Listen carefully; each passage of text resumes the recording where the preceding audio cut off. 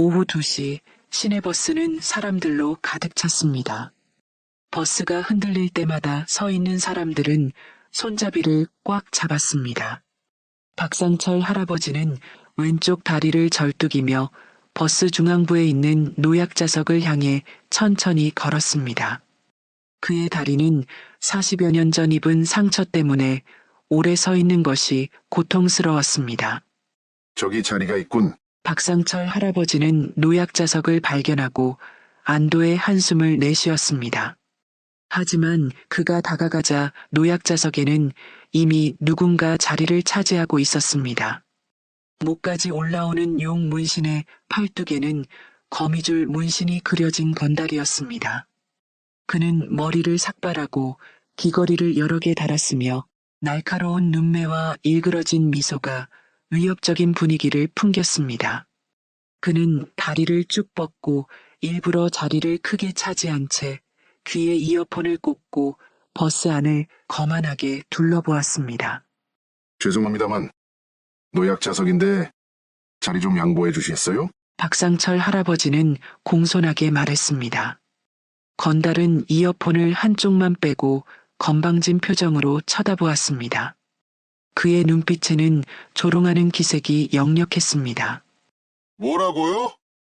못 들었는데요. 여기가 노약자석이라 자리를 양보해 주시면 고맙겠습니다. 박상철 할아버지는 다시 한번 부탁했습니다. 왼쪽 다리가 아파오기 시작했고 버스가 흔들릴 때마다 중심을 잡기 어려웠습니다. 건달은 코웃음을 치더니 큰 소리로 웃었습니다. 그의 팔뚝 근육이 움직일 때마다 문신이 일렁였습니다. 아이고, 절뚝거리는 노인네야. 내가 왜 비켜줘야 돼? 먼저 앉은 사람이 임자 아냐? 다리가 아프면 택시를 타던가. 왜 여기 와서 나이 많다고 유세야? 건달은 목소리를 높였습니다. 그의 목소리에는 오만함이 가득했습니다. 노약자석이라고 무조건 비켜줘야 하는 법 있어? 나도 피곤하다고. 박상철 할아버지의 얼굴이 붉어졌지만 그는 침착함을 유지했습니다. 할머니, 버스에 노약자석이 있는 이유가 있지 않겠나? 나이가 많거나 몸이 불편한 사람들을 위한 배려야. 아, 진짜 귀찮게 하네. 건달은 갑자기 자리에서 일어나 박상철 할아버지 앞에 서서 그의 가슴을 손가락으로 거칠게 밀었습니다. 무게중심이 불안정했던 박상철 할아버지는 뒤로 비틀거리며 넘어질 뻔했습니다. 절뚝거리는 거 가지고 특별 대우 받으려고? 그냥 다른 데 가서 서 있어. 이 노인네야. 아님 집에서 나오질 말던가. 다시 한번 건달은 박상철 할아버지의 어깨를 밀었고 이번에는 박상철 할아버지가 옆에 있던 승객에게 부딪혔습니다. 승객들은 불안한 기색으로 더 멀리 물러났고 아무도 나서서 말리지 않았습니다. 버스 기사도 그만하세요 라고 작게 이야기할 뿐 별 다른 말을 하지 않았습니다. 건달의 위협적인 외모와 행동 때문에 다들 개입하기를 꺼렸습니다. 이봐, 할머니. 아무리 그래도 왜 폭력을 쓰는가? 그만하게. 박상철 할아버지는 자신의 옷깃을 정리하며 말했지만 그의 목소리는 떨리고 있었습니다. 폭력? 내가 언제 폭력을 썼어? 그냥 살짝 밀었을 뿐인데 노인네가 서 있을 힘도 없으면 집에나 있지. 왜 나와서 사람 귀찮게 해? 건달은 다시 한번 팔을 들어 올렸고 박상철 할아버지는 본능적으로 몸을 움츠렸습니다. 건달은 그 모습을 보고 더 크게 웃었습니다. 봐봐. 제대로 서 있지도 못하면서 얼마나 더 절뚝거릴 거야? 버스 안은 불편한 침묵으로 가득 찼습니다. 승객들은 모두 상황을 알면서도 모른 척했습니다. 박상철 할아버지는 무력감을 느끼며 창밖을 바라보았습니다. 그의 왼쪽 다리는 이제 더 심하게 아파왔고 건달의 밀침으로 인해 오래된 상처가 다시 욱신거렸습니다. 바로 그때 버스 문이 열리고 한 노인이 탑승했습니다. 한지훈 할아버지였습니다. 그는 허리를 꼿꼿이 세우고 걸어 들어오며 버스 안의 상황을 빠르게 파악했습니다. 박상철 할아버지가 건달에게 밀려 비틀거리는 모습이 그의 시야에 들어왔습니다. 한지훈 할아버지는 어떤 망설임도 없이 그들에게 다가갔습니다. 그의 걸음걸이는 나이에 비해 놀라울 정도로 안정적이었고 눈빛은 날카로웠습니다. 젊은이, 노인을 공경하는 법을 모르나? 한지훈 할아버지의 목소리는 조용했지만 버스 안에 울려 퍼졌습니다. 그 목소리에는 어떤 위험이 담겨 있었습니다. 건달은 순간 당황했지만 곧 비웃음을 지었습니다. 뭐야? 또 다른 할아버지가 왔네.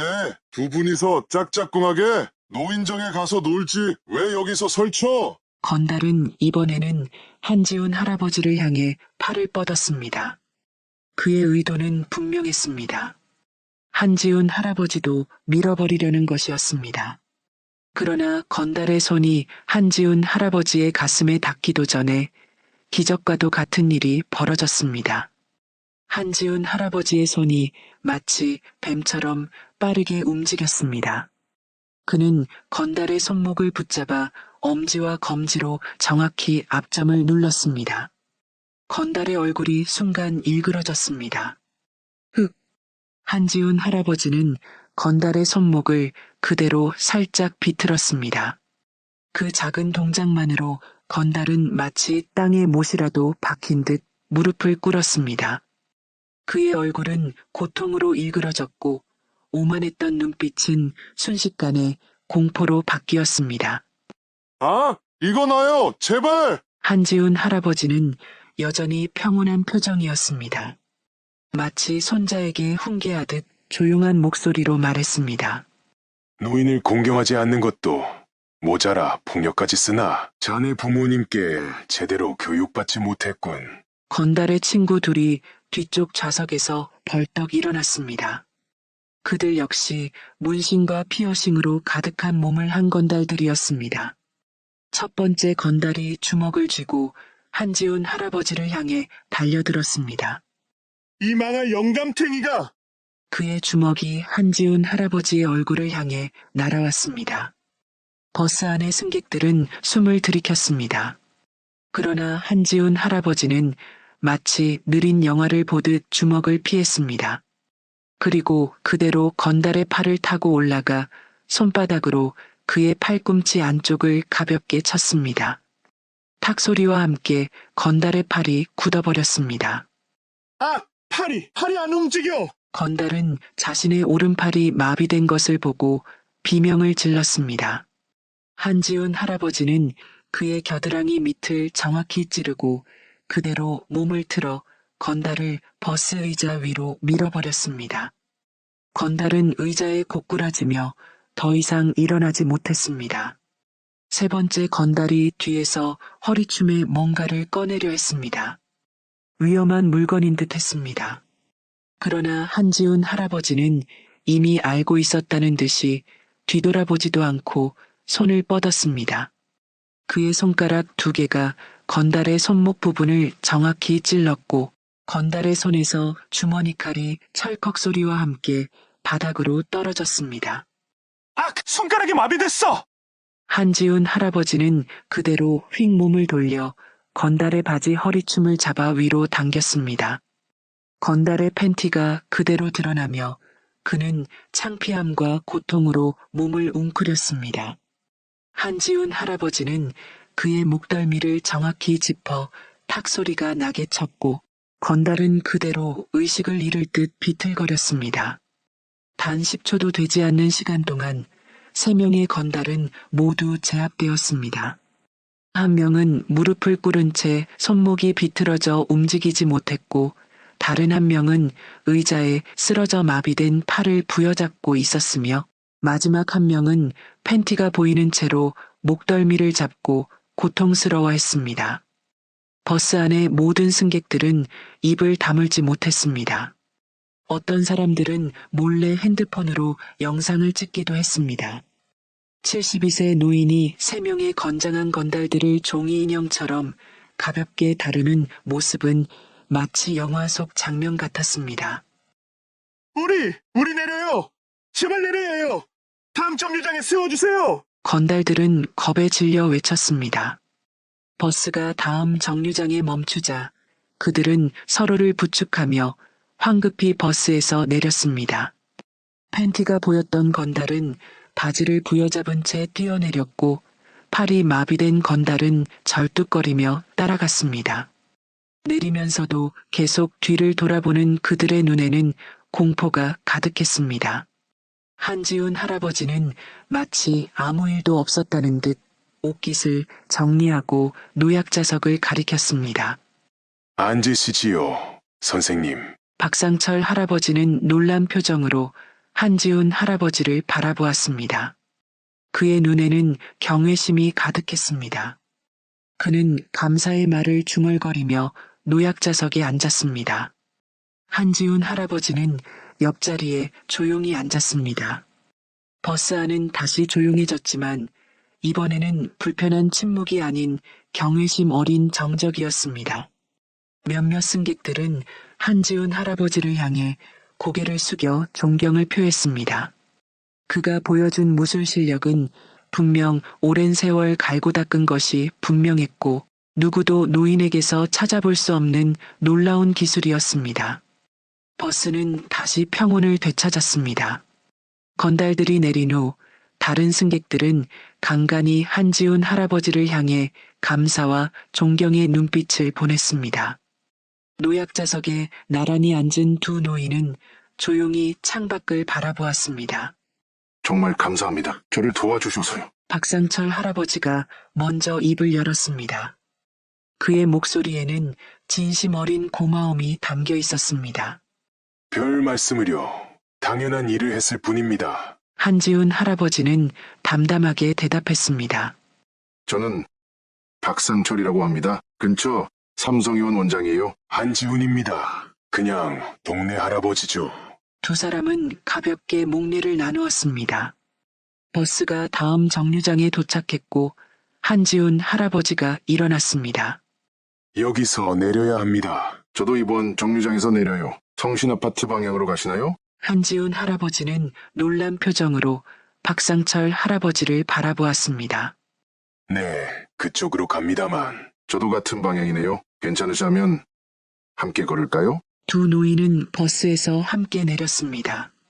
박상철 할아버지는 여전히 왼쪽 다리를 절뚝이며 걸었고 한지훈 할아버지는 자연스럽게 그의 걸음에 맞추었습니다. 그들은 천천히 아파트 단지를 향해 걸었습니다.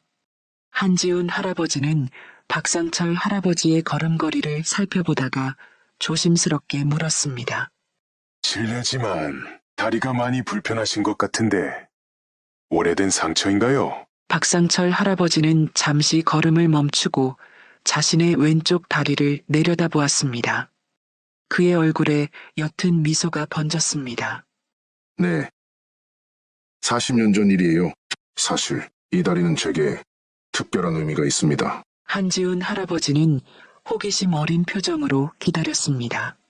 저희 가족이 북한에서 탈주할 때 생긴 상처입니다. 이 말에 한지훈 할아버지의 발걸음이 살짝 멈칫했습니다. 하지만 그는 곧 아무렇지 않은 듯 걸음을 이어갔습니다.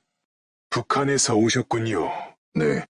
제가 17살 때였어요. 아버지가 과학자셨는데 한국으로 망명하기로 결심하셨죠.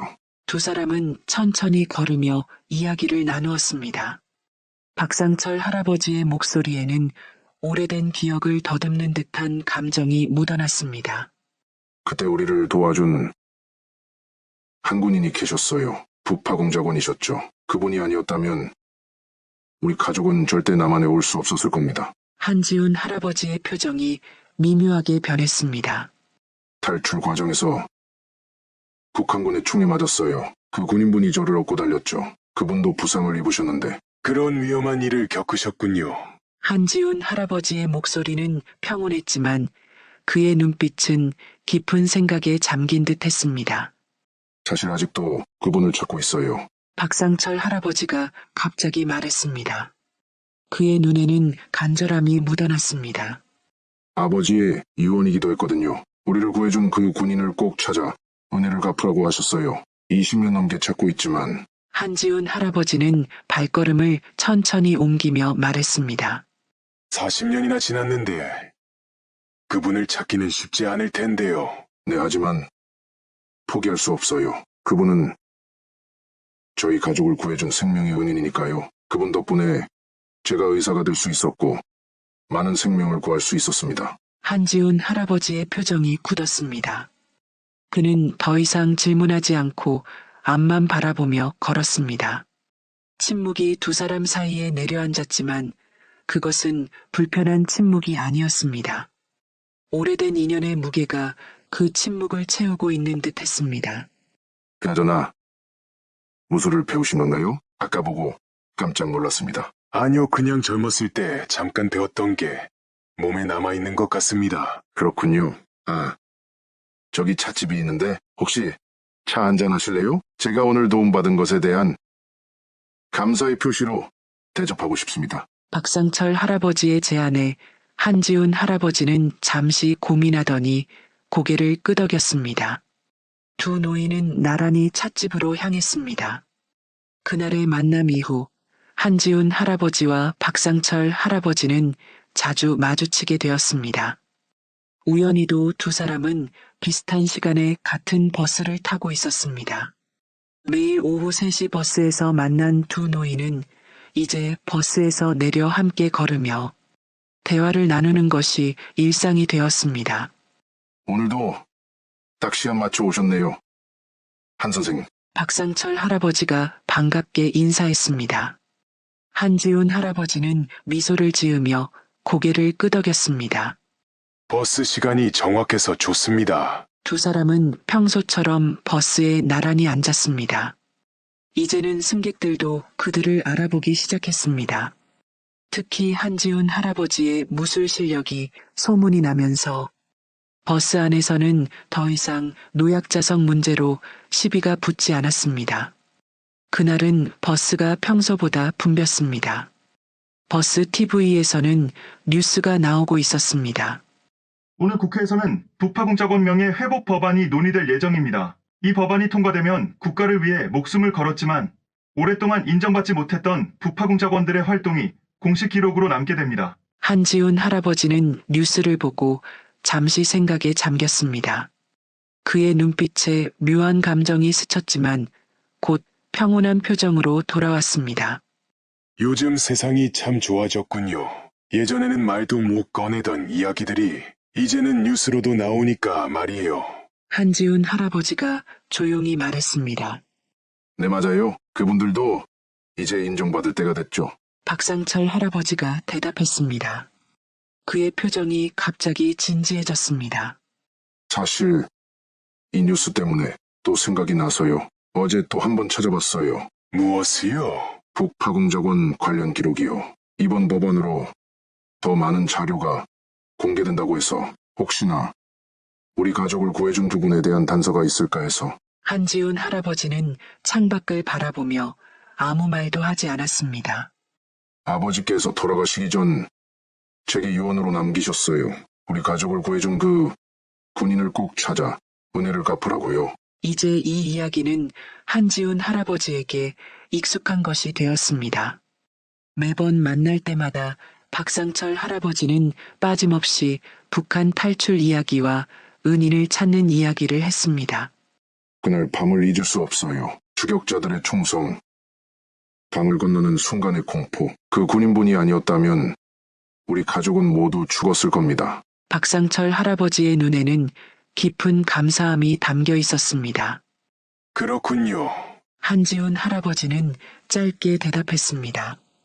그의 얼굴에는 아무런 감정도 드러나지 않았지만 가슴속에서는 오래된 기억이 물결처럼 일렁였습니다. 갑자기 버스 안에 소란이 일었습니다. 앞쪽에서 젊은 여자가 노인에게 큰 소리로 화를 내고 있었습니다. 이봐요. 내 가방에 손대지 마세요. 도둑이에요. 젊은 여자가 한 노인을 손가락으로 가리키며 소리쳤습니다. 노인은 당황한 표정으로 손사래를 쳤습니다. 아니, 내가 언제 가방에 손을 댔단 겁니까? 넘어질 뻔해서 손잡이를 잡으려던 것뿐인데. 버스 안의 사람들이 모두 그쪽을 바라보았습니다. 한지훈 할아버지와 박상철 할아버지도 상황을 지켜보았습니다. 한 선생님, 저희가 가서 말려야 하지 않을까요? 박상철 할아버지가 걱정스럽게 물었습니다. 아니, 곧 해결될 겁니다. 지금 운전기사가 상황을 보고 있으니 한지훈 할아버지는 침착하게 말했습니다. 그의 예상대로 버스 기사가 마이크를 통해 말했습니다. 뒤쪽 승객분, 진정하시고 자리에 앉아주세요. CCTV가 모든 것을 녹화하고 있습니다. 젊은 여자는 잠시 주저하더니 자리에 앉았습니다. 노인은 당혹스러운 표정으로 다른 곳으로 자리를 옮겼습니다. 세상이 점점 각박해지는 것 같아요. 예전에는 이런 일이 드물었는데 박상철 할아버지가 한숨을 내쉬었습니다. 사람의 마음은 시대가 바뀌어도 크게 다르지 않습니다. 다만 표현하는 방식이 달라질 뿐이죠. 한지훈 할아버지의 말에는 오랜 세월의 지혜가 묻어났습니다. 그래서 더 감사해요. 그 군인분이 저희를 구해주신 것이 단순한 임무가 아니라 인간적인 선택이었다고 생각하거든요. 한지훈 할아버지는 갑자기 불편한 기색을 보이며 화제를 돌렸습니다. 오늘 날씨가 참 좋네요. 저기 공원에 꽃들이 피기 시작했군요. 박상철 할아버지는 한지훈 할아버지가 항상 이렇게 북한 탈출 이야기가 나올 때마다 화제를 돌리는 것을 눈치챘습니다. 처음에는 단순히 불편한 주제라고 생각했지만 이제는 그 반응이 단순한 불편함 이상의 무언가가 있다고 느꼈습니다. 네. 그러네요. 한 선생님, 혹시 제 이야기가 불편하시나요? 매번 제가 북한 이야기를 꺼내면 화제를 돌리시는 것 같아서요. 한지훈 할아버지는 잠시 침묵했습니다. 그의 눈빛이 깊어졌습니다. 불편하다기보다는 그런 이야기를 들으면 옛날 생각이 나서요. 제가 젊었을 때 비슷한 일을 겪은 친구가 있었거든요. 정말요? 혹시 그 친구분이? 아니, 그 친구는 이제 세상에 없습니다. 오래전에 떠났어요. 버스가 천천히 정류장에 도착했습니다. 두 노인은 함께 내려 평소처럼 나란히 걸었습니다. 한지훈 할아버지는 자신의 비밀을 계속 간직한 채 걸음을 옮겼습니다. 그의 마음속에는 언젠가는 진실을 말해야 할지도 모른다는 생각이 스쳤지만 아직은 때가 아니라고 느꼈습니다. 가을이 깊어가던 어느 날 오후 버스에서 내린 두 노인은 평소와 같이 함께 걸었습니다. 낙엽이 바스락거리는 길을 따라 천천히 걸으며 그들은 일상적인 대화를 나누었습니다. 한 선생님, 오늘 저녁 시간 괜찮으세요? 박상철 할아버지가 갑자기 물었습니다. 네, 저녁이요. 한지훈 할아버지는 의아한 표정으로 물었습니다. 네. 제 집에서 간단히 저녁 식사라도 하시면 어떨까 해서요. 매일 같은 버스를 타고 이야기는 많이 나눴지만 제대로 대접한 적이 없어서. 한지훈 할아버지는 잠시 망설였습니다. 그는 지나치게 개인적인 만남을 피해왔습니다. 하지만 몇 달 동안 함께 버스를 타며 정이 들었고 박상철 할아버지의 따뜻한 제안을 거절하기 어려웠습니다. 그럼 감사히 초대에 응하겠습니다. 잘 됐네요.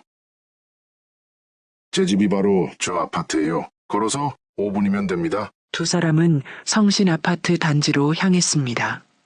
가을 햇살이 따스하게 내리쬐는 오후 그들은 여유롭게 걸으며 이런저런 이야기를 나누었습니다. 저는 혼자 살아요. 아내는 10년 전에 먼저 떠났고 아들은 미국에서 의사로 일하고 있습니다. 박상철 할아버지가 말했습니다. 저도 혼자 삽니다. 결혼은 하지 않았어요. 한지훈 할아버지의 대답은 항상 그랬듯 간결했습니다. 그들은 15층 아파트에 도착했습니다. 엘리베이터를 타고 올라가 박상철 할아버지의 집에 들어섰습니다. 넓고 정돈된 집안은 오랫동안 혼자 살았지만 깔끔하게 관리되고 있었습니다. 들어오세요. 편하게 계시고 저는 간단히 저녁 준비를 하겠습니다. 한지훈 할아버지는 거실 소파에 앉았습니다. 거실 벽면에는 여러 가족 사진들이 걸려 있었습니다. 그의 시선이 오래된 흑백 사진 한 장에 멈췄습니다. 그것은 젊은 박상철과 그의 부모님이 함께 찍은 사진이었습니다. 배경은 낮은 산과 작은 마을이 보이는 곳이었습니다. 한지훈 할아버지는 무심코 그 사진 앞으로 다가갔습니다. 그의 손이 미세하게 떨렸습니다. 부엌에서 나온 박상철 할아버지는 사진을 바라보는 한지훈 할아버지의 모습을 보았습니다. 아, 저 사진에 관심이 있으신가요? 개성 근처 마을이군요. 한지훈 할아버지는 생각에 잠긴 채 무심코 말했습니다. 그 순간 깨달았습니다. 자신이 큰 실수를 했다는 것을. 박상철 할아버지의 얼굴이 굳어졌습니다. 그는 천천히 다가와 한지훈 할아버지의 옆에 섰습니다. 어떻게 이 마을을 아세요? 그의 목소리는 떨리고 있었습니다. 이곳은 우리가 탈출한 마을입니다. 사진은 탈출 직전에 찍은 마지막 가족 사진이고요. 한지훈 할아버지는 침을 삼켰습니다. 그는 급히 변명을 생각해냈습니다.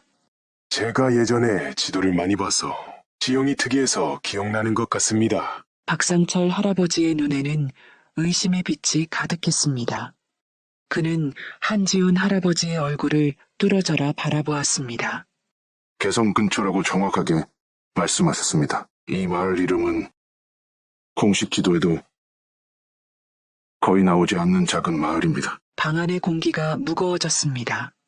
한지훈 할아버지는 시선을 돌려 다른 사진들을 바라보았습니다. 가족분들이 참 행복해 보이네요. 아드님도 잘생기셨고. 박상철 할아버지는 한지훈 할아버지의 화제 전환을 알아차렸지만 더 이상 캐묻지 않았습니다. 아직 정확한 근거가 없기 때문입니다. 하지만 속으로 의심은 품고 있었습니다.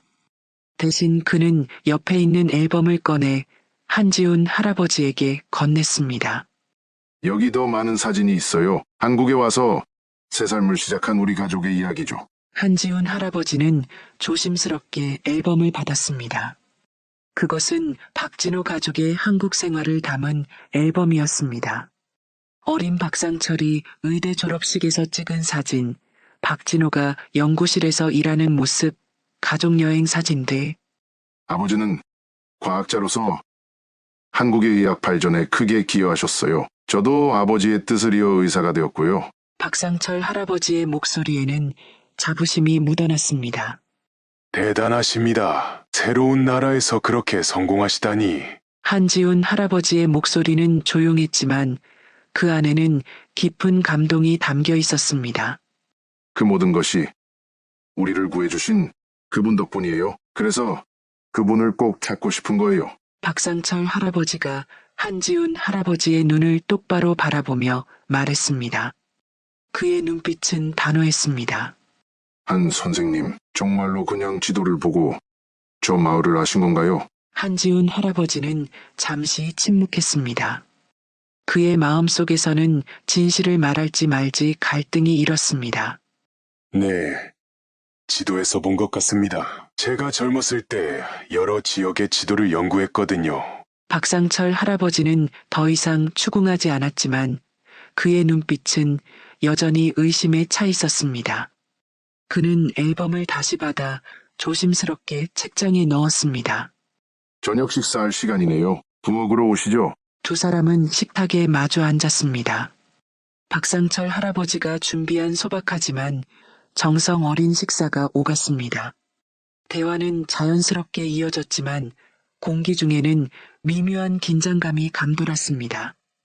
그렇게 소박한 집에서 저녁 식사가 끝났습니다. 정돈된 거실에는 군인 시절의 물건은 보이지 않았지만 벽에 걸린 작은 태극기가 눈에 띄었습니다. 두 노인은 식탁을 정리하고 거실로 자리를 옮겼습니다. 차 한잔 하시겠어요? 박상철 할아버지가 물었습니다. 네, 감사합니다. 식사가 정말 맛있었어요. 박상철 할아버지는 찻잔을 내어놓고 따뜻한 차를 따랐습니다. 두 사람은 조용히 차를 마시며 편안한 침묵을 즐겼습니다. 참 좋은 집이세요. 혼자 사시는데도 깨끗하게 정돈되어 있어서 놀랐어요. 감사합니다. 혼자 살더라도 깨끗이 살아야죠. 박상철 할아버지는 천천히 차를 마시다가 문득 진지한 표정을 지었습니다. 그는 결심한 듯 입을 열었습니다. 한 선생님, 며칠 전부터 계속 생각한 것이 있어요. 제가 계속 말씀드렸던 북한 탈출 이야기. 한지훈 할아버지의 손이 잠시 멈칫했지만 곧 평온한 표정으로 고개를 끄덕였습니다. 네, 그런데요?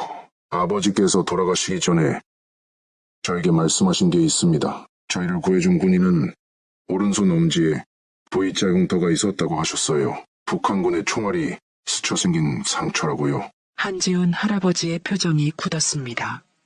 그는 무의식적으로 오른손을 소파 쿠션 아래로 움직였습니다. 그렇군요. 구체적인 단서가 있으시니 찾기가 더 수월하실 텐데요. 네. 그래서 최근에 한 분을 주의 깊게 지켜봤습니다. 그때 한지훈 할아버지는 떨리는 손으로 물 한 잔을 따르려다 실수로 컵을 떨어뜨렸습니다. 물이 바닥에 쏟아졌습니다. 죄송합니다. 괜찮습니다. 수건 가져오겠습니다. 박상철 할아버지는 서둘러 부엌으로 향했습니다. 한지훈 할아버지는 도우려 일어났지만 박상철 할아버지가 먼저 수건을 들고 돌아왔습니다. 한지훈 할아버지는 수건을 받아들고 바닥에 떨어진 물을 닦고 있었습니다. 그가 바닥을 닦는 동안 박상철 할아버지의 시선은 계속 한지훈 할아버지의 오른손 엄지에 닿았습니다. 그곳에는 희미하지만 분명한 비자 형태의 흉터가 보였습니다. 박상철 할아버지의 심장이 빠르게 뛰기 시작했습니다.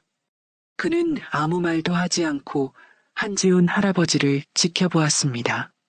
단순한 우연일 수도 있었습니다. 하지만 개성 근처 마을을 알았던 것, 북한 이야기를 꺼낼 때마다 화제를 돌렸던 것, 그리고 이제 비자 흉터까지 너무 많은 일치점이 있었습니다.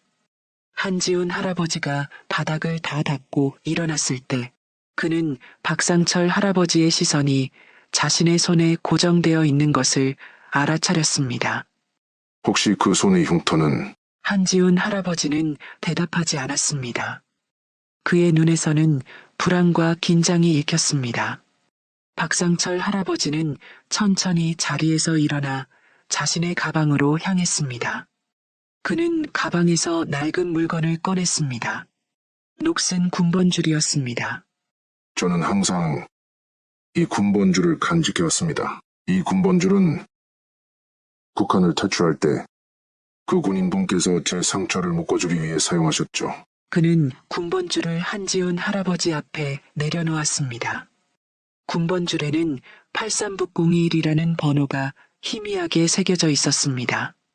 한지훈 할아버지의 얼굴이 창백해졌습니다. 그의 손이 미세하게 떨리기 시작했고 눈에는 복잡한 감정이 교차했습니다. 그는 군번줄을 응시하며 한참 동안 아무 말도 하지 않았습니다. 저는 확신이 필요합니다. 한 선생님, 박상철 할아버지가 조용히 말했습니다. 그의 목소리에는 40년 동안의 기다림이 담겨 있었습니다.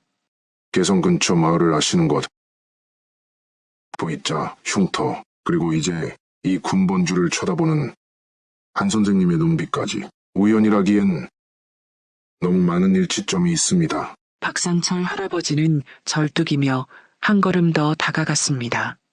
그는 자신의 왼쪽 다리를 가리켰습니다. 아시겠지만 제가 이렇게 다리가 아픈 이유는 북한을 탈출할 때 총을 맞았기 때문입니다. 하지만 그 용감한 군인이 없었다면 저는 이렇게 살아있을 수조차 없죠. 아니, 저희 가족 모두가 이 세상 사람이 아니었죠. 그분은 본인도 총상을 입어가면서도 저희 가족을 목숨 걸고 구해주셨습니다. 한지훈 할아버지의 눈에서 눈물이 맺혔습니다. 오래된 기억이 홍수처럼 밀려오는 것을 느꼈습니다. 박상철 할아버지도 눈물을 흘리면서 말했습니다. 선생님이 우리 가족을 구해주신 그 북파공작원이 맞으시오? 한지훈 할아버지는 천천히 고개를 끄덕였습니다. 더 이상 부정할 수 없었습니다. 네, 40년 동안 비밀로 해왔던 일입니다.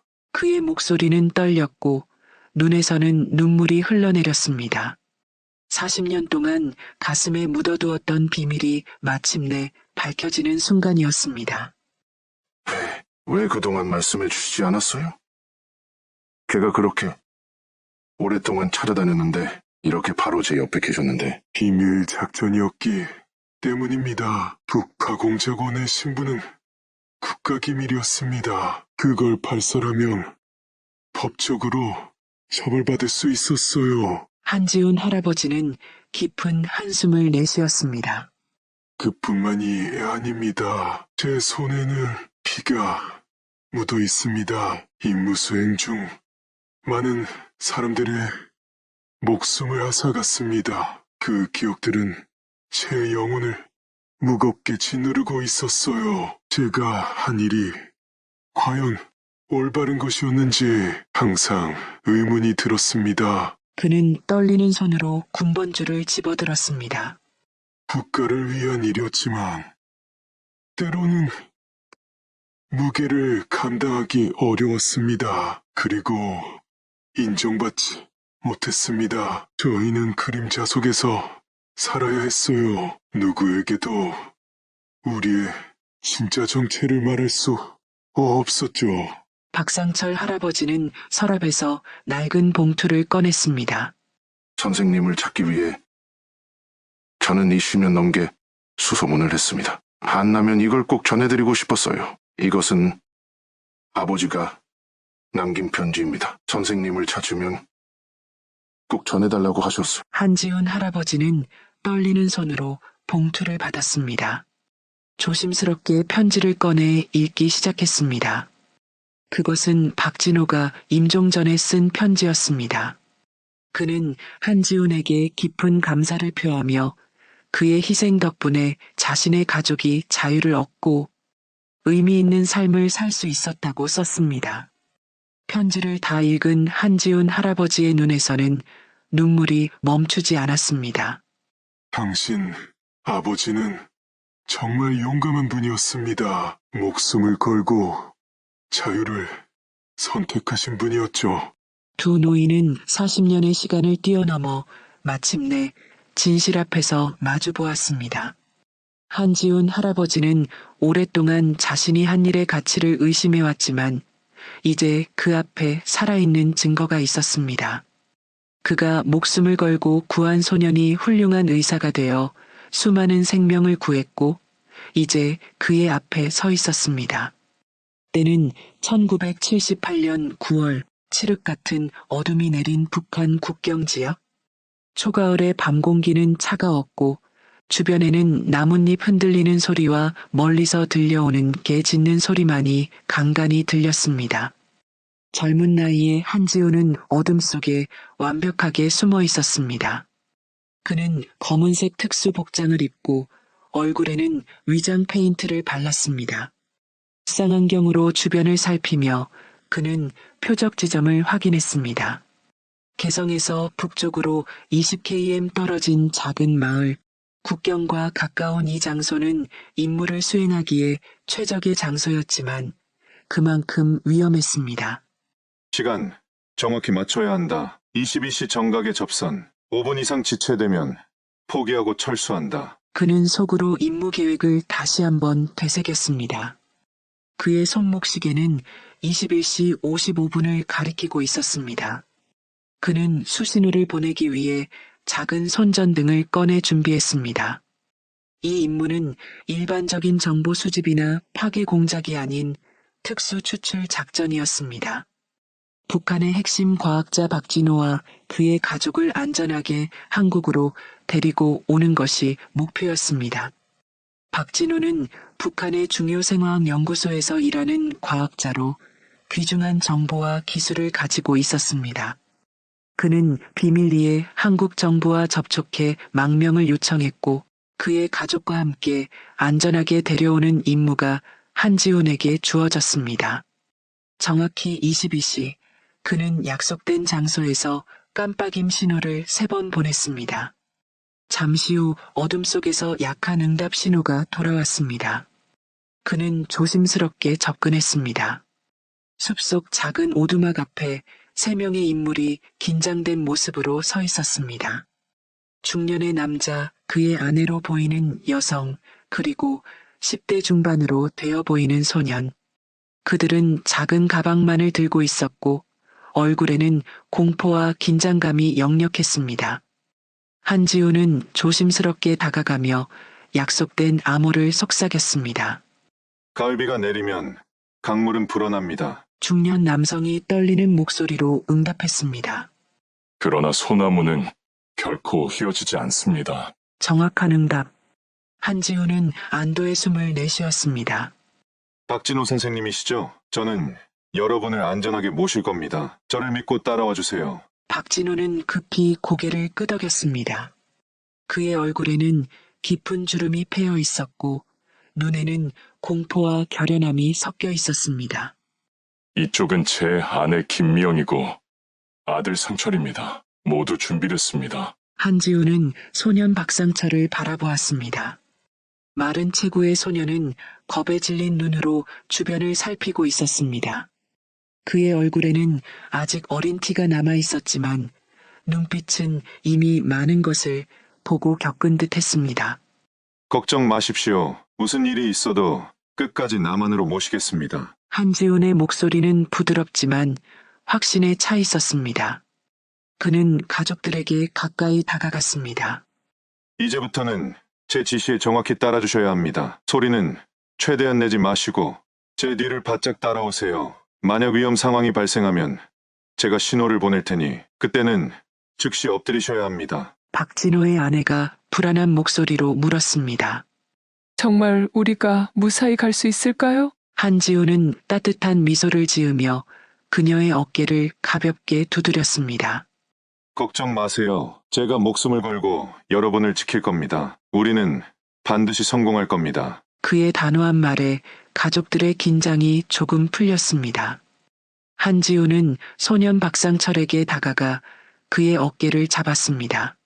상철이 용감하게 행동해야 해. 앞으로 몇 시간이 너의 인생에서 가장 중요한 시간이 될 거야. 두려워도 괜찮아. 하지만 용기를 잃지 말고, 알겠지? 소년은 천천히 고개를 끄덕였습니다. 그의 눈에는 두려움 속에서도 결연한 의지가 보였습니다. 한지우는 주변을 다시 한번 살폈습니다. 어둠 속에서 그는 완벽한 경로를 계산하고 있었습니다. 그들이 국경을 넘기 위해서는 군 초소 2곳을 피해 강을 건너야 했습니다. 그리고 그곳에는 지뢰밭과 순찰병들이 있었습니다.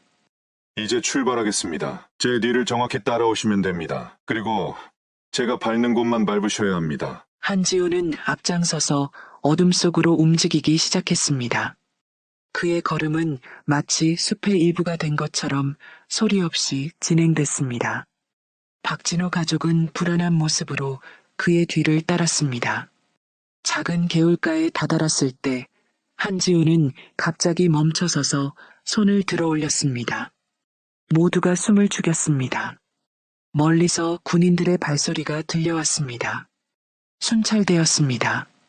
한지우는 재빨리 손짓하며 가족들을 키 큰 숲을 아래로 인도했습니다. 그들은 몸을 낮추고 기다렸습니다. 박상철의 심장은 마치 밖으로 튀어나올 것처럼 격렬하게 뛰었습니다. 그의 어머니는 떨리는 손으로 아들의 손을 꼭 잡았습니다. 순찰대의 발소리가 점점 가까워졌다가 다시 멀어졌습니다. 한지우는 5분을 더 기다린 후 조심스럽게 자리에서 일어났습니다. 이제 갑시다. 앞으로 2km 더 가면 강이 나옵니다. 그곳이 가장 위험한 구간입니다. 그들은 다시 움직이기 시작했습니다. 한지우는 마치 밤의 포식자처럼 소리 없이 숲을 통과했고 가족들은 최대한 그의 움직임을 모방하려 노력했습니다. 때로는 멈춰서서 주변을 살피고 때로는 빠르게 달리며 그들은 한 걸음씩 자유를 향해 나아갔습니다. 달빛이 숲 사이로 비쳐 그들의 길을 희미하게 밝혔습니다. 한지훈의 얼굴에는 결연한 의지가 가득했고 그의 눈은 끊임없이 주변을 탐색했습니다. 그는 이 임무가 얼마나 중요한지 알고 있었습니다. 한 과학자의 망명이 아니라 한 가족의 운명이 그의 손에 달려 있었습니다. 조금만 더 가면 됩니다. 용기를 잃지 마세요. 한지훈의 조용한 격려가 어둠 속에서 그들에게 힘을 주었습니다. 어둠 속에서 조용히 움직이던 한지훈과 박진호 가족은 강가에 도착했습니다. 강폭은 그리 넓지 않았지만 초가을의 차가운 물살이 거세게 흐르고 있었습니다. 달빛이 강물 위에 은빛길을 만들어냈습니다. 여기가 가장 위험한 구간입니다. 강을 건너면 접선 요원이 남쪽에서 우리를 기다리고 있을 겁니다. 한지훈은 조용히 설명했습니다. 그는 작은 방수 가방에서 로프를 꺼냈습니다. 박 선생님, 이 로프로 서로를 연결하겠습니다. 물살이 샌이 떨어지지 않도록 조심해야 합니다. 그는 로프를 박진호의 허리에 묶고 그의 아내, 아들 순으로 연결했습니다. 마지막으로 자신의 허리에도 로프를 단단히 묶었습니다. 제가 먼저 물에 들어가겠습니다. 강바닥 상태를 확인한 후 신호를 보내면 따라오세요. 한지훈이 조심스럽게 물에 발을 담그려는 순간 갑자기 숲에서 빛이 번쩍였습니다. 강 건너편에서 탐조등이 그들을 향해 비춰지고 있었습니다. 한지훈은 순간적으로 가족들을 강둑 아래로 밀어 넣었습니다. 바로 그때 총성이 밤 공기를 갈랐습니다. 북한군이 사격을 시작한 것입니다. 한지훈은 자신의 권총을 꺼내 대응 사격을 시작했습니다. 그는 탐조등을 향해 두 발을 쏘았고 불빛이 사라졌습니다. 하지만 이미 북한군들은 그들의 위치를 파악한 상태였습니다. 강을 건너야 합니다. 지금이 유일한 기회예요. 그들이 강으로 뛰어들려는 순간 또다시 총성이 울렸습니다. 박진호가 갑자기 비명을 질렀습니다. 그의 오른쪽 어깨에 총알이 박힌 것이었습니다. 아버지! 박상철이 달려갔지만 또 다른 총알이 그의 왼쪽 다리를 스쳤습니다. 날카로운 통증에 소녀는 쓰러졌습니다. 한지훈은 재빨리 두 사람에게 달려갔습니다. 상황이 급격히 악화되고 있었습니다. 그는 빠르게 주변을 살폈습니다. 북한군들이 강을 건너오고 있었고 시간이 얼마 남지 않았습니다. 박 선생님, 일어나실 수 있겠습니까? 박진우는 고통스러운 표정으로 고개를 끄덕였습니다. 그의 아내가 남편을 부축했습니다. 상철이는 제가 데리고 가겠습니다. 한지우는 박상철을 등에 업었습니다. 소년의 다리에서는 피가 흘러내리고 있었습니다. 그는 재빨리 자신의 군번줄을 풀어 박상철의 발목에 묶어주었습니다. 괜찮으니까 걱정 마, 상철아. 나를 믿어. 강을 건너는 동안 최대한 움직이지 말고 있어. 그들은 서둘러 강물로 뛰어들었습니다. 찬물이 그들의 몸을 덮쳤고 한지우는 한 손으로 로프를 잡아당기며 가족들을 이끌었습니다. 그의 다른 손은 박상철을 단단히 부축하고 있었습니다. 조금만 더. 저기가 남쪽입니다. 강 중간쯤 왔을 때 또다시 총성이 울렸습니다. 물보라가 사방으로 튀었고 한지우는 오른손에 날카로운 통증을 느꼈습니다. 총알이 그의 오른손 엄지를 관통한 것입니다. 피가 물에 번졌지만 그는 멈추지 않았습니다. 괜찮아요. 계속 가세요. 그들은 필사적으로 헤엄쳤습니다. 한지훈의 강한 의지가 그들을 이끌었고 마침내 남쪽 강둑에 도달했습니다. 그들이 강을 빠져나오는 순간 북한군의 총성은 더욱 거세졌습니다. 숲으로! 빨리! 한지훈은 여전히 박상철을 업은 채 앞장서서 달렸습니다. 그의 오른손 엄지에서는 피가 계속 흘러내렸고 비자 형태의 깊은 상처가 생겼습니다. 그리고 이후 그는 또 한 발의 총상을 입었습니다. 하지만 그는 고통을 무시하고 계속 전진했습니다. 숲속으로 깊이 들어가자 총성이 점차 멀어졌습니다. 그들은 잠시 숨을 고르기 위해 멈췄습니다. 박진호는 창백한 얼굴로 어깨를 부여잡고 있었고 그의 아내는 불안한 눈빛으로 주변을 살폈습니다. 이제 어떻게 하죠? 한지우는 자신의 상처를 천으로 감싸며 대답했습니다. 접선 지점까지 2km 더 가야 합니다. 그곳에 우리 요원들이 대기하고 있을 겁니다. 그들은 다시 움직이기 시작했습니다. 한지우는 여전히 박상철을 업고 있었고 박진호와 그의 아내는 서로를 부축하며 뒤를 따랐습니다. 달빛이 숲 사이로 비쳐 그들의 길을 희미하게 밝혔습니다. 그러나 운명은 그들에게 또 다른 시험을 준비하고 있었습니다. 갑자기 머리 위로 헬리콥터 소리가 들려왔습니다. 북한군의 추격이 본격화된 것입니다.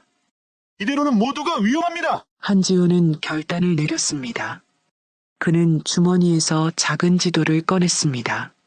이 지도를 따라가세요. 앞으로 1km 지점에 우리 요원들이 있을 겁니다. 암호는 가을비가 내리면 강물은 불어납니다입니다. 당신은요? 박진호의 아내가 불안하게 물었습니다. 저는 추격자들의 주의를 다른 곳으로 돌릴 겁니다. 그래야 여러분이 안전하게 갈 수 있어요. 안 돼요. 함께 가야 해요. 박진호가 항의했지만 한지훈의 결심은 확고했습니다. 이것이 제 임무입니다. 여러분을 안전하게 모시는 것. 그것이 제 사명입니다. 그는 박상철을 조심스럽게 내려놓았습니다. 소년의 얼굴은 공포와 고통으로 일그러져 있었습니다. 상철아, 이제부터는 내가 가족을 지켜야 해. 용감하게. 알겠지? 소년은 눈물을 머금은 채 고개를 끄덕였습니다. 갈 수 있겠지? 네, 할 수 있어요. 박진호가 아들을 부축했고 한지호는 그들에게 마지막 인사를 건넸습니다. 서울에서 다시 만납시다. 그는 헬리콥터 소리가 들려오는 방향으로 뛰어갔습니다. 그의 발소리가 점점 멀어지며 박진호 가족은 지도를 따라 반대 방향으로 서둘러 움직였습니다. 한지우는 최대한 소리를 내며 헬리콥터의 주의를 끌었습니다. 그의 작전은 성공했고 헬리콥터는 그의 뒤를 쫓기 시작했습니다. 그는 숲속으로 깊이 들어가며 추격자들을 유인했습니다. 그 사이 박진호 가족은 필사적으로 전진했습니다. 박상철은 다리의 고통을 참으며 부모님을 따라갔습니다. 마침내 그들은 지도에 표시된 지점에 도착했고 약속된 암호를 말했습니다. 가을비가 내리면 강물은 불어납니다. 어둠 속에서 응답이 돌아왔습니다. 그러나 소나무는 결코 휘어지지 않습니다. 남한 요원들이 그들을 맞이했고 재빨리 준비된 차량으로 안내했습니다. 박진호 가족은 마침내 안전한 곳에 도착했지만 그들의 마음은 한지훈을 향해 있었습니다. 그 군인은 어디 있죠? 기다리지 않는 건가요? 박진호가 요원들에게 물었습니다. 걱정 마세요. 그는 최고의 요원입니다. 반드시 돌아올 겁니다. 하지만 그날 밤 한지훈은 돌아오지 못했습니다. 그는 북한군의 추격을 피해 다른 경로로 탈출해야 했고 그 과정에서 더 많은 부상을 입었습니다. 며칠 후 그는 간신히 남한으로 돌아왔지만 이미 박진호 가족은 보호시설로 이송된 후였습니다. 국가안보상의 이유로 그들의 정보는 기밀로 분류되었고 한지우는 그들의 행방을 알 수 없었습니다. 그리고 박진호 가족 역시 자신들을 구해준 군인의 이름조차 알지 못했습니다. 다만 상철의 기억 속에 엄지손가락의 흉터와 군번줄만이 남았을 뿐이었습니다. 그렇게 40년의 세월이 흐른 후에야 운명은 그들을 다시 만나게 했습니다. 노인이 된 한지훈과 의사가 된 박상철, 두 사람은 이제야 그날 밤의 진실을 마주하게 된 것입니다. 과거의 기억에서 현실로 돌아온 한지훈 할아버지의 눈에는 눈물이 가득했습니다. 40년 전에 그날 밤 목숨을 걸고 수행했던 임무의 기억이 생생하게 떠올랐습니다. 그 험난했던 탈출 과정, 청상을 입은 아픔, 그리고 가족들과 헤어지던 마지막 순간까지 거실에는 잠시 침묵이 흘렀습니다. 박상철 할아버지는 한지훈 할아버지의 손을 조심스럽게 잡았습니다. 선생님이 그날 밤 보여주신 용기와 희생이 없었다면 우리 가족은 지금 여기 없습니다. 그의 목소리는 감정으로 떨렸습니다. 선생님 덕분에 저는 한국에서 의사가 되어 수천 명의 생명을 구했습니다. 아버지는 이것이 선생님의 은혜를 조금이나마 갚는 길이라고 하셨어요. 한 사람의 희생으로 수천 명의 생명이 구원받았다는 사실을 꼭 알려달라고 하셨습니다. 한지훈 할아버지의 눈에서 눈물이 흘러내렸습니다. 그는 오랜 세월 동안 자신의 행동이 과연 가치 있었는지 의문을 품어왔습니다. 국가를 위해 목숨을 걸었지만 공식적으로 인정받지 못했고 자신의 희생이 실제로 어떤 결과를 가져왔는지 알 수 없었습니다. 저는 알지 못했습니다. 임무를 마친 후 여러분의 행방을 알 수 없었어요. 국가보안상 모든 정보가 기밀로 분류되었고 저는 그저 다음 임무로 넘어갔을 뿐이었습니다. 그의 목소리에는 오랜 세월의 무게가 실려 있었습니다. 많은 밤을 든눈으로 보냈습니다. 제가 한 일이 과연 옳았는지 그 모든 희생이 가치 있었는지 북파공작원으로서 우리는 그림자 속에서 살아야 했고 우리의 공적은 역사에 기록되지 않았어요. 박상철 할아버지는 천천히 일어나 자신의 왼쪽 다리를 가리켰습니다.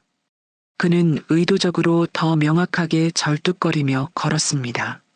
이게 한 선생님이 했던 일이 옳았다는 증거입니다. 매일 아침 이 다리를 볼 때마다 저는 그날 밤의 기억과 한 군인의 희생을 떠올렸습니다. 그는 한지훈 할아버지 앞에 무릎을 꿇었습니다. 제가 의사가 된 것은 우연이 아닙니다. 그 기억이 저를 의사로 만들었고 그렇게 저는 수많은 생명을 구했습니다. 그렇기 때문에 한 선생님이 하신 일은 정당하고 옳은 일입니다. 한지훈 할아버지의 손이 떨렸습니다. 그는 믿기지 않는 표정으로 박상철 할아버지를 바라보았습니다. 그는 더 이상 숨기지 않을 생각으로 말했습니다. 상철아, 잘 지냈니?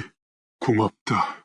그렇게 말해줘서 보고 싶었구나. 한지훈 할아버지의 가슴 속에서 무언가가 녹아내리는 것 같았습니다. 40년 동안 그를 짓눌러왔던 의문과 자책의 무게가 조금씩 가벼워지는 느낌이었습니다. 내 평생 이런 순간을 기다려왔는지도 모르겠구나. 그의 목소리는 감정으로 떨렸습니다. 북파공작원으로서 우리는 언제나 임무만 중요했지 그 결과를 보는 경우는 거의 없었어.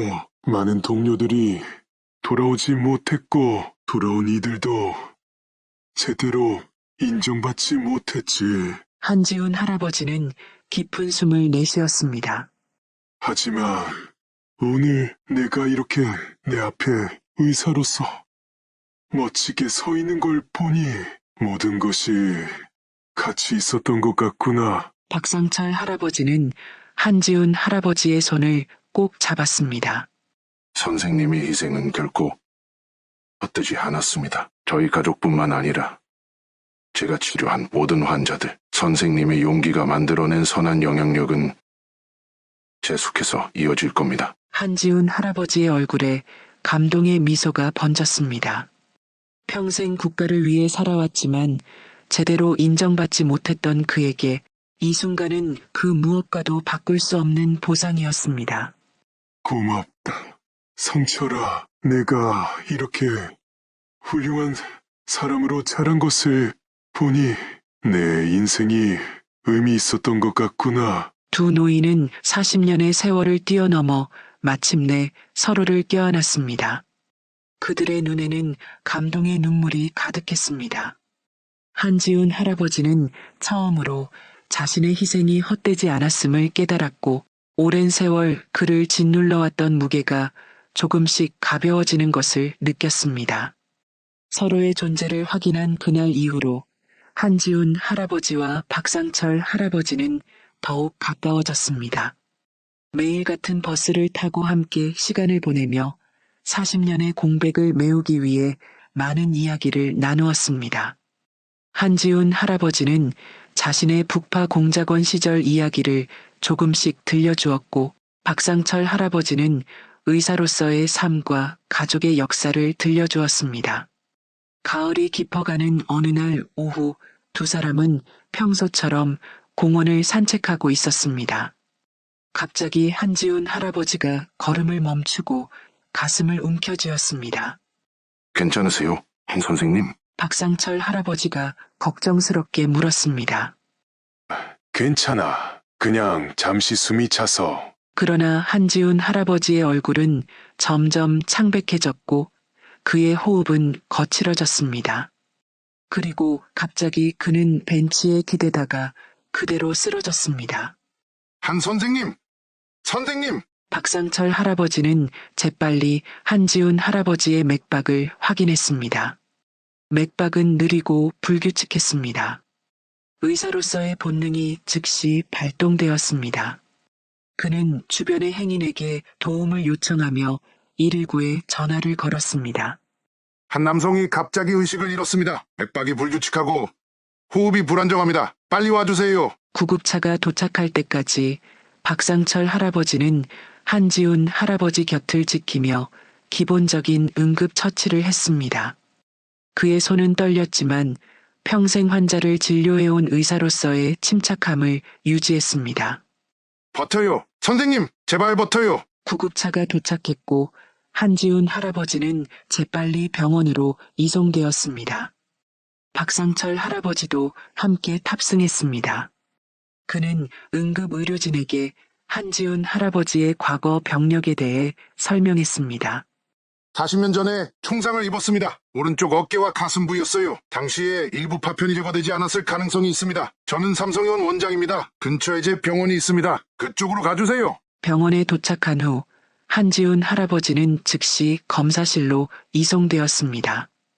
박상철 할아버지는 응급실 의사들과 상의했고 CT 스캔 결과는 충격적이었습니다. 40년 전 한지훈 할아버지의 가슴에 남아있던 총알 파편이 이동하여 주요 혈관 근처에 위치해 있었습니다. 파편이 조금만 더 이동하면 대동맥을 손상시킬 수 있는 위험한 상황이었습니다. 즉시 수술이 필요합니다. 수석 외과 의사가 말했습니다. 파편을 제거하지 않으면 생명이 위험합니다. 하지만 수술 자체도 상당히 위험한 시술입니다. 파편의 위치가 매우 위험해요. 박상철 할아버지는 CT 스캔 화면을 자세히 살펴보았습니다. 비록 그는 노년에 은퇴한 의사였지만 평생 유능한 외과 의사로 일해온 경험이 있었습니다. 제가 수술을 맡겠습니다. 그의 말에 의료진들이 놀란 표정을 지었습니다. 원장님, 괜찮으실까요? 네, 이분은 제 은인입니다. 40년 전 이분이 저희 가족의 목숨을 구해주셨어요. 그때 입은 상처의 파편이 지금 그분의 목숨을 위협하고 있습니다. 제가 직접 수술을 집도하겠습니다. 그의 목소리에는 확고한 결심이 담겨 있었습니다. 병원 의료진들은 박상철 할아버지의 명성을 알고 있었고 그의 요청을 수락했습니다. 수술실을 준비하겠습니다. 박 선생님, 필요한 것이 있으시면 말씀해 주세요. 수술 준비가 진행되는 동안 박상철 할아버지는 마취된 한지훈 할아버지의 병상 곁에 앉았습니다. 그는 한지훈 할아버지의 손을 꼭 잡았습니다. 40년 전 선생님은 저를 얻고 온몸으로 총알을 막아주셨습니다. 이제 제가 선생님의 생명을 구할 차례입니다. 수술실이 준비되었고 한지훈 할아버지는 수술대로 이송되었습니다. 박상철 할아버지는 수술복으로 갈아입고 철저히 손을 씻었습니다. 그의 나이에도 불구하고 그의 손은 놀라울 정도로 안정적이었습니다. 수십 년간의 경험이 그의 손끝에 응축되어 있었습니다. 수술을 시작하겠습니다. 수술은 5시간 동안 계속되었습니다. 파편의 위치가 매우 위험했기 때문에 극도의 주의가 필요했습니다. 박상철 할아버지의 이마에서는 땀이 흘러내렸지만 그의 손은 정확하고 안정적이었습니다. 그는 모든 기술과 경험을 동원하여 한지훈 할아버지의 가슴에서 파편을 제거하기 위해 집중했습니다. 마침내 그는 40년 전 한지훈 할아버지의 가슴에 박힌 총알 파편을 성공적으로 제거했습니다. 작은 금속 조각이 수술실 접시 위에 놓였을 때 모든 의료진들은 안도의 한숨을 내쉬었습니다. 놀라운 수술이었습니다. 박 선생님. 젊은 외과 의사가 경외심을 담아 말했습니다. 박상철 할아버지는 겸손하게 고개를 끄덕였습니다. 그의 눈에는 눈물이 고여 있었습니다. 수술 후 한지훈 할아버지는 중환자실로 이송되었습니다. 첫 24시간이 가장 중요했습니다. 박상철 할아버지는 그의 병상을 떠나지 않고 지켰습니다. 그는 간호사들에게 자신이 개인적으로 환자를 돌보겠다고 고집했습니다. 밤새도록 박상철 할아버지는 한지훈 할아버지의 활력 징후를 확인하며 그의 손을 잡고 있었습니다. 가끔씩 그는 한지훈 할아버지에게 말을 걸었습니다. 선생님, 이제 괜찮아요. 그 파편은 더 이상 선생님을 위협하지 않아요. 40년 전의 상처가 이제야 완전히 치유되었습니다. 다음 날 아침 한지훈 할아버지의 눈이 천천히 떠졌습니다. 그는 혼란스러운 표정으로 주변을 살폈고 곧 박상철 할아버지를 발견했습니다. 상철이 그의 목소리는 약했지만 또렷했습니다. 네, 선생님. 제가 여기 있어요. 박상철 할아버지가 미소를 지으며 대답했습니다. 무슨 일이 있었지? 선생님이 쓰러지셨습니다. 40년 전 충상의 파편이 이동해서 생명이 위험했습니다. 하지만 이제 괜찮아요. 제가 직접 수술했고 성공적이었습니다. 한지훈 할아버지의 눈이 커졌습니다. 내가 나를 수술했다고? 네, 선생님. 40년 전 선생님은 제 목숨을 구해주셨고 오늘 저는 선생님의 목숨을 구할 수 있었습니다. 한지훈 할아버지의 눈에 눈물이 맺혔습니다. 그는 천천히 손을 뻗어 박상철 할아버지의 손을 잡았습니다. 고맙다. 상철아, 내가 그렇게 훌륭한 의사가 되었다니 정말 자랑스럽구나. 박상철 할아버지는 한지훈 할아버지의 손을 꼭 쥐었습니다. 선생님 덕분입니다. 선생님이 저희 가족을 구해주셨기에 제가 의사가 될 수 있었어요. 이게 바로 인연이죠. 한지훈 할아버지는 따뜻한 미소를 지었습니다.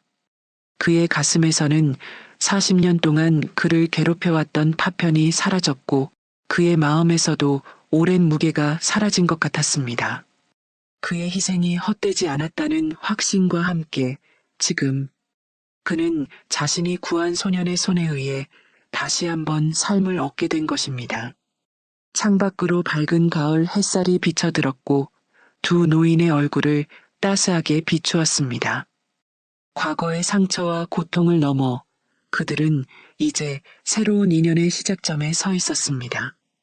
따스한 봄 햇살이 도시를 비추는 오후, 한지훈 할아버지는 병원에서 퇴원한 지 2달이 지났습니다. 수술 후 회복은 순조롭게 진행되었고 박상철 할아버지의 꾸준한 보살핌 덕분에 그는 이제 예전보다 더 건강한 모습으로 돌아왔습니다.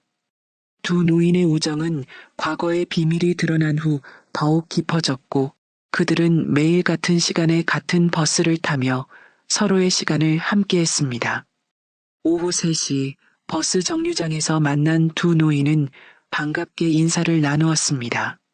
오늘은 날씨가 참 좋네요.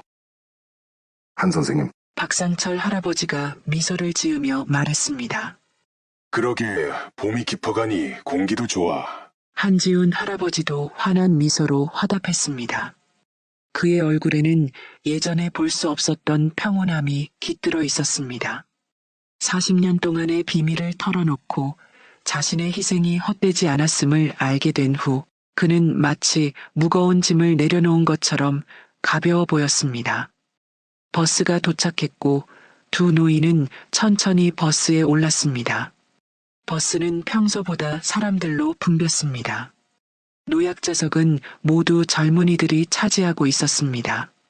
하지만 이번엔 달랐습니다. 박상철 할아버지가 한지훈 할아버지가 버스에 탄 순간 노약자석에 앉아있던 젊은이들이 일제히 자리에서 일어났습니다. 할아버지, 여기 앉으세요. 그렇게 두 할아버지는 버스 창밖을 보며 많은 이야기를 나눴습니다. 버스에서 내린 두 노인은 천천히 공원을 향해 걸었습니다. 햇살은 따스했고 공원에는 많은 사람들이 휴식을 취하고 있었습니다. 한 선생님, 생각해보면 정말 신기한 인연이죠. 40년 전 그 탈출에서 시작해서 이제는 매일 같은 버스를 타고 함께 거리를 걷고 박상철 할아버지의 말에 한지훈 할아버지는 고개를 끄덕였습니다. 인연이란 참 묘한 거야. 때로는 우리가 생각지도 못한 방식으로 이어지지. 그들은 공원 벤치에 앉아 평화로운 시간을 보냈습니다. 멀리서 아이들이 뛰어노는 모습, 연인들이 산책하는 모습, 가족들이 함께 웃는 모습, 그 모든 평화로운 일상이 그들에게는 감사하게 느껴졌습니다. 가끔 생각해요. 선생님이 그날 밤 저희를 구해주지 않았다면 이런 평화로운 일상은 없었을 거라고요. 박상철 할아버지가 말했습니다. 나도 생각한다. 내가 나를 수술해주지 않았다면 지금 이 순간도 없었을 거라고. 두 사람은 서로를 바라보며 웃었습니다. 그들의 웃음에는 깊은 이해와 존경, 그리고 우정이 담겨 있었습니다. 오후에 햇살이 서서히 기울기 시작했고 그들은 다시 걷기 시작했습니다. 두 노인은 석양을 배경으로 천천히 걸었습니다. 그들의 발걸음은 느렸지만 확신에 차 있었고 그들이 걸어온 길은 깊은 인연과 의미로 가득했습니다.